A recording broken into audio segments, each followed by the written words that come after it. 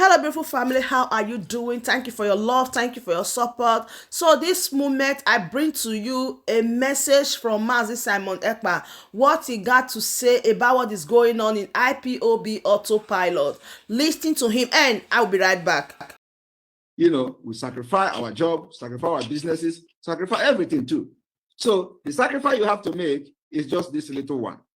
Some people are sacrificing their life in this struggle, and some people have died. A lot of people have died. So I want every Biafran to understand that our fight is a fight to finish. And in this fight to finish, you will be ready to make sacrifice. The sacrifice that you have been making now for the past 19 months is Monday sit at home, and some of the other sit at home that we have ordered, which have now validated the loyalty of the Biafra people that we are enjoying.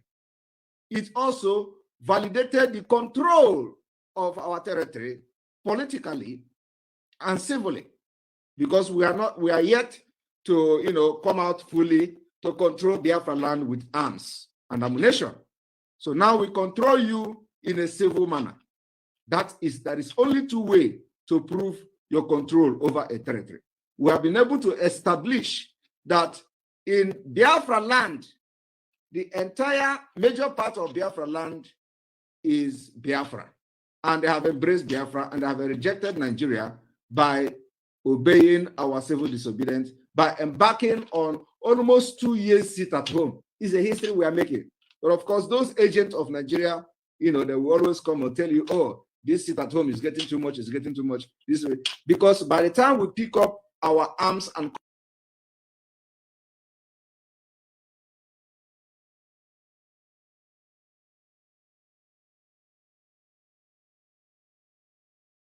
now, and then chase away every Nigeria present or every military present of Nigeria in Biafra land, it will be also a little bit difficult for you.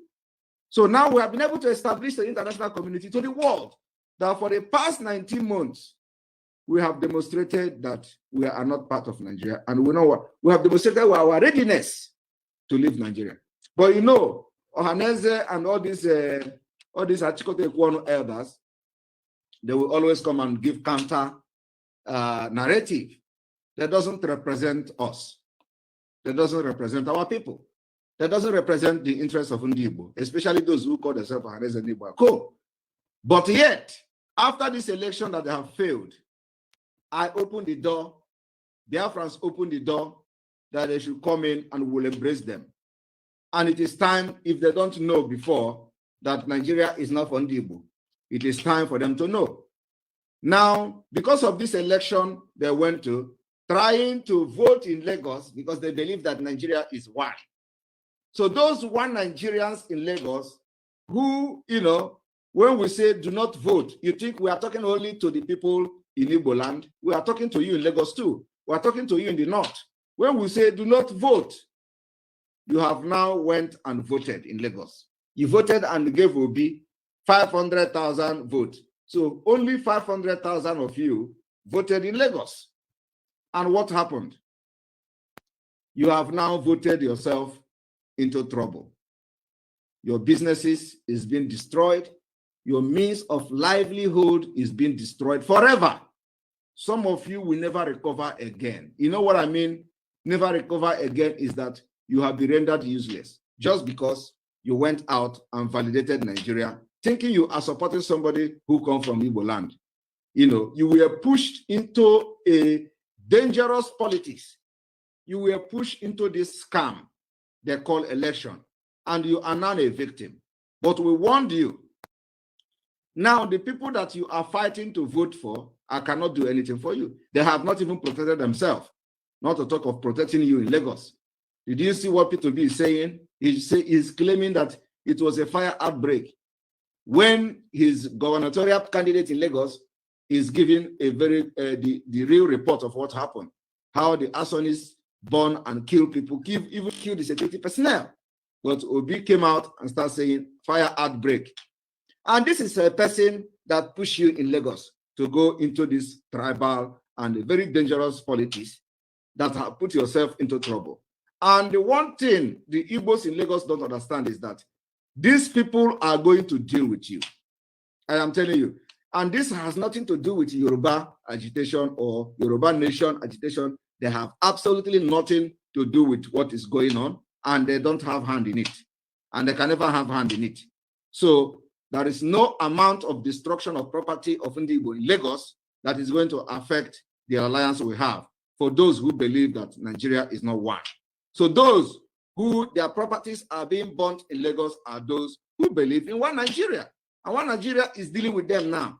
If they have listened to us and did not validate the election, nobody will attack them. Nobody will burn their properties. I am telling you the fact. The last time it happened was the Oso Abiola.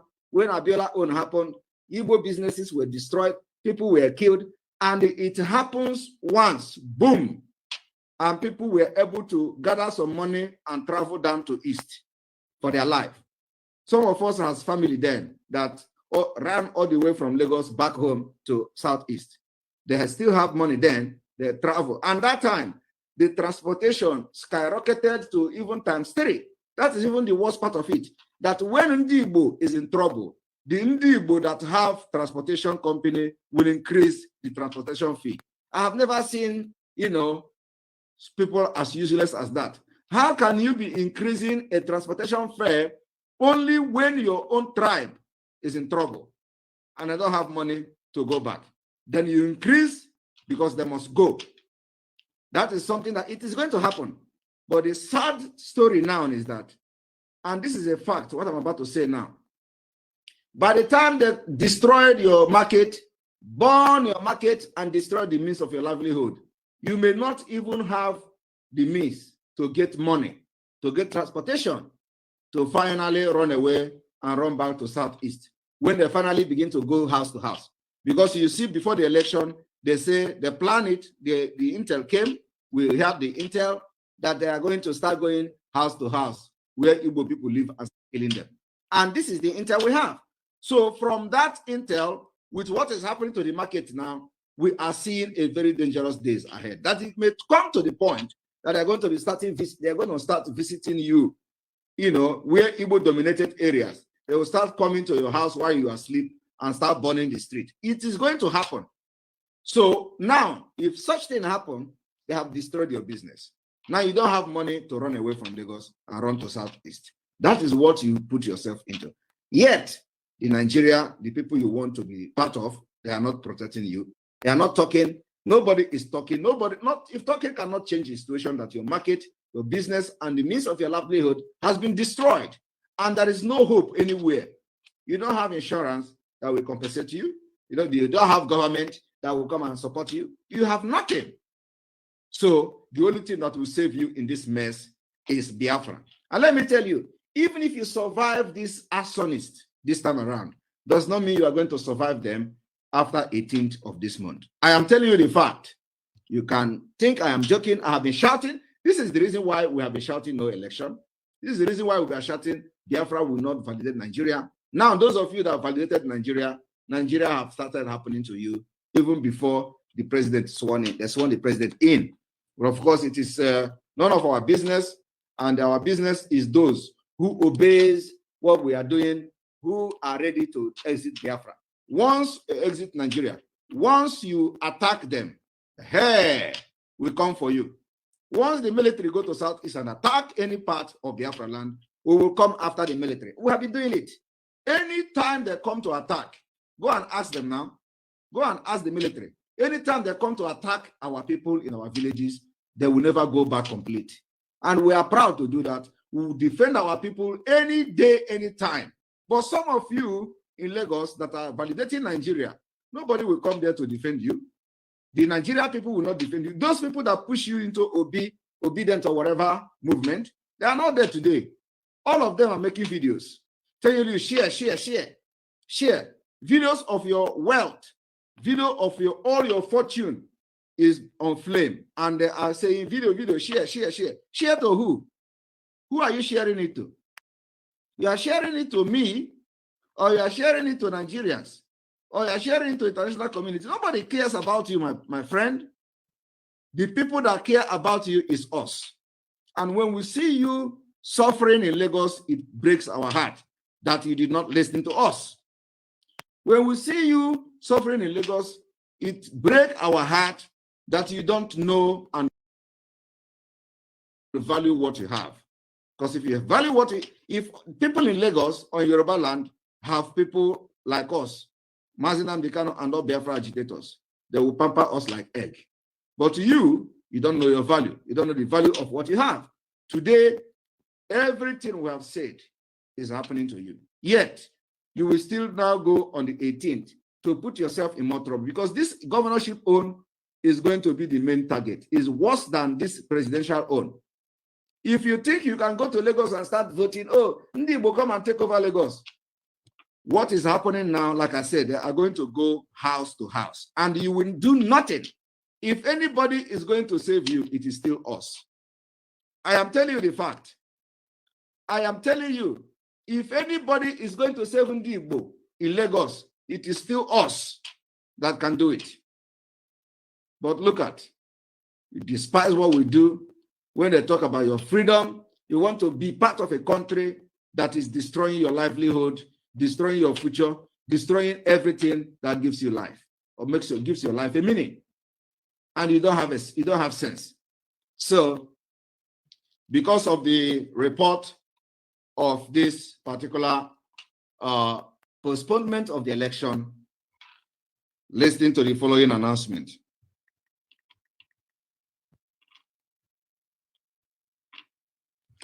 Because the election has been postponed to the 18th of March, 2023, we hereby lift our previously announced sit-at-home date.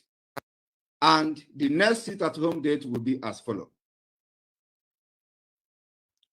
From the 16th day of March, 2023, Biafra land will sit at home and Biafra land will be under lock and key. On the 17th day, of March 2023, Biafra land will be under lock and key, and Biafra land will have a curfew the same day to the 18th day of March 2023.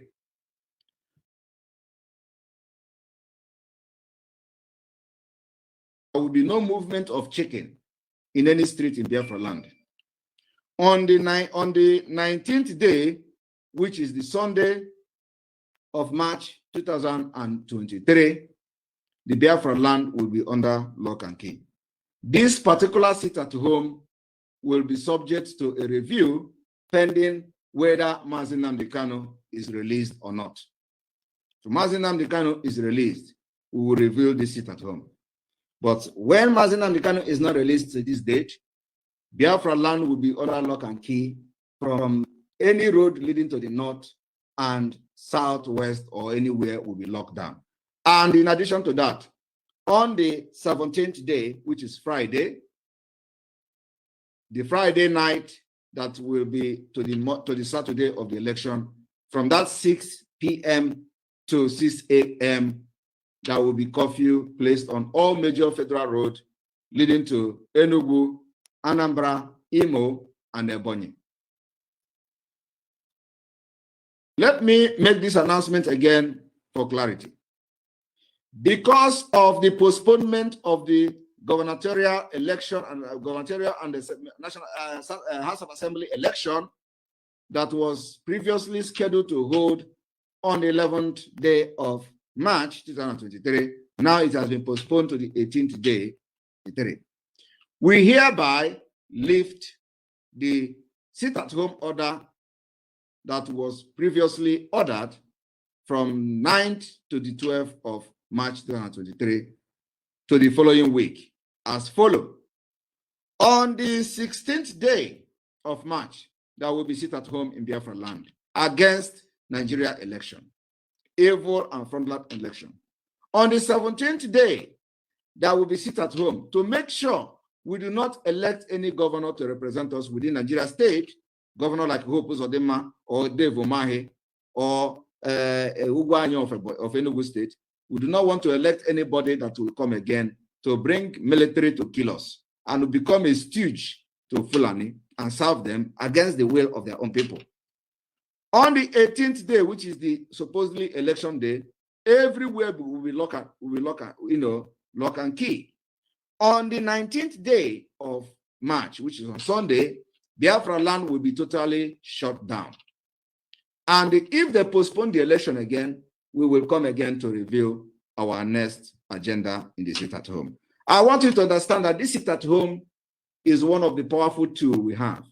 Like I said, the dividend of sit at home is to demonstrate that Biafra people are ready to leave Nigeria and they don't longer give loyalty to the government of the Southeast, part of Biafra land.